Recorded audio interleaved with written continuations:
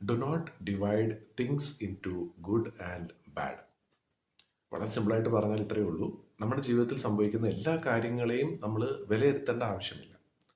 ഇപ്പം നമുക്ക് എന്തെങ്കിലും ഒരു കാര്യം സംഭവിച്ചു, അത് നല്ലതാണോ ചീത്തയാണോ എന്നതിനെക്കുറിച്ച് മാത്രം നമ്മൾ ചിന്തിച്ചുകൊണ്ടിരുന്നു കഴിഞ്ഞാൽ മുന്നോട്ടുള്ള ജീവിതം നമുക്ക് വളരെ ബുദ്ധിമുട്ടായിട്ട് വരും.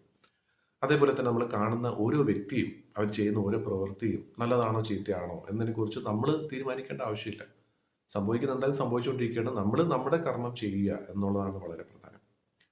ഇതിന് നല്ലൊരു എക്സാമ്പിൾ ഇവിടെ പറയുന്ന ഇതാണ്. നമ്മളിപ്പം ഓരോ നിമിഷവും നമ്മൾ ശ്വാസം എടുക്കുന്നു. നമ്മൾ അറിഞ്ഞോ അറിയാതെയോ നമ്മൾ ഉറക്കത്തിലാണെങ്കിൽ പോലും ശ്വസിക്കുന്നുണ്ട്. ഈ ശ്വാസം എടുക്കുന്നത് നല്ലതാണോ ചീത്തയാണോ? രണ്ടും ആകാം. അത് എന്താണെങ്കിലും നമ്മുടെ ജീവൻ നിലനിർത്തുന്നുണ്ട്. അതുകൊണ്ട് വലിയ ദോഷമൊന്നുമില്ല. അപ്പം അതിനെക്കുറിച്ച് നമ്മൾ ചിന്തിച്ച് മാത്രം ഇരിക്കുകയാണെന്നുണ്ടെങ്കിൽ തീർച്ചയായിട്ടും നമ്മൾ പിന്നെ എടുക്കുന്ന ഓരോ ശ്വാസവും നമ്മൾ വളരെ ചിന്തിച്ചായിരിക്കും എടുക്കുന്നത്. അത് യാതൊരു ആവശ്യമില്ല.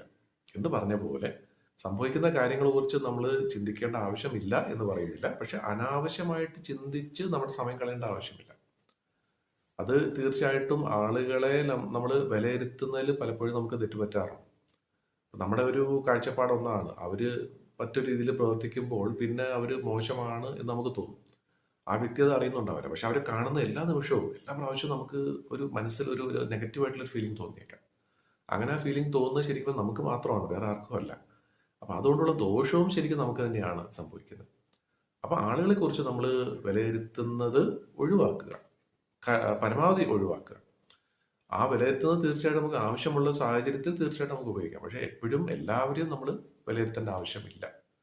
അപ്പം അങ്ങനെ നമ്മുടെ മനസ്സ് അങ്ങനെ ചിന്തിക്കുന്നുണ്ടെങ്കിൽ തീർച്ചയായിട്ടും അതിൽ നിന്നും മാറി ചിന്തിക്കുക എന്നുള്ളതാണ് പറയുന്നത്.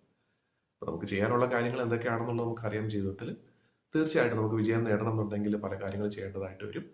അത് തെറ്റോ ശരിയോ എന്നുള്ളത് തൽക്കാലം നോക്കണ്ട. അതിനെന്ന് വെച്ചാൽ അതിനെക്കുറിച്ച് ചിന്തിച്ച് സമയം കളയേണ്ട, അതിലേക്ക് ഇറങ്ങുക. അതിന് നമുക്ക് ഉദ്ദേശിക്കുന്ന റിസൾട്ട് കിട്ടിയില്ല, ഫലം കിട്ടുന്നില്ല എന്നുണ്ടെങ്കിൽ തീർച്ചയായിട്ടും നമുക്ക് മാറ്റി ചിന്തിക്കാം.